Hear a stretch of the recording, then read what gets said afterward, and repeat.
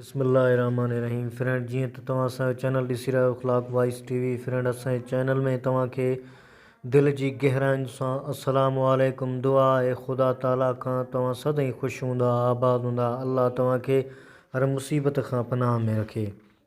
अॼु जो मौज़ू फ्रेंड असांजो आहे वताए फ़क़ीर जो, मुलनि जूं ॿांगूं ऐं अम्मा जूं लेटियूं।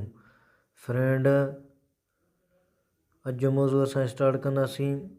27 रमज़ान जे भलारे ॾिहाड़े जे मौक़े ते वताए फ़क़ीर माउ खे चयो, अमड़ अॼु रोज़ो रखिबो जो भलारे महीने जो भलारो ॾींहुं आहे, पर रोज़ो शाम जो मस्जिद में ॿियनि मुस्लमाननि भाइरनि सां गॾु वञी खोलिबो, जीअं जंहिंजो सवाबु मिले त सयूं बि जाम मिलनि।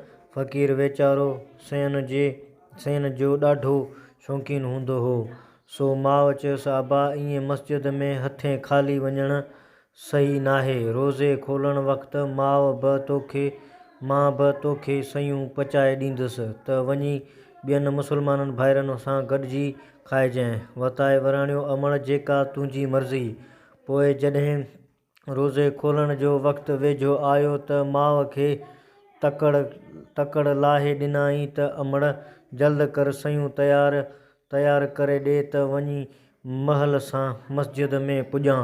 माणस बि घणई तकड़ कई, पर जेसी ताईं पाणी गरम थी नेठि पाणी उॿारणु लॻो त माणस सयूं विझण जी कोशिशि कई, पर ओचितो कंहिं मस्जिद मां ॿांग जो आवाज़ु आयो। माणस हथ रोके दुआ लाइ हथ झलियो।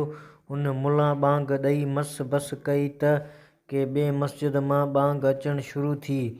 ईअं के घणियूं अलॻि मस्जिद मां ॿांग मथां ॿांग पे आई, ऐं माणस बि पई हर ॿांग ते दुआ लाइ हथ खयाईं। नेठि वताए कावड़ माउ खे चयो, मुलनि बि का पाण में ॿधी कई आहे त तोखे दुआउनि में रिंभाए सभु सयूं पाण खाइनि, पर मां किथे थो छॾियानि।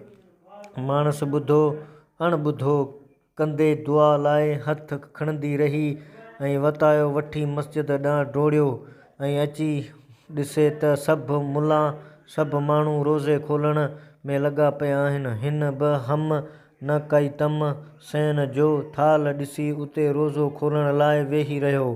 कंहिं वेठल रोज़ाइत पुछियसि, वताया देरि कई? चयाईं, माठ थो भली, बस आख़िर पंहिंजे मुड़सीअ कमु आई, न त मुलनि जी ॿांग ऐं अम्मा जी दुआउनि जे डेघ ते लॻा हा त ही ॿ गिरह बि नसीब कोन थियनि हा।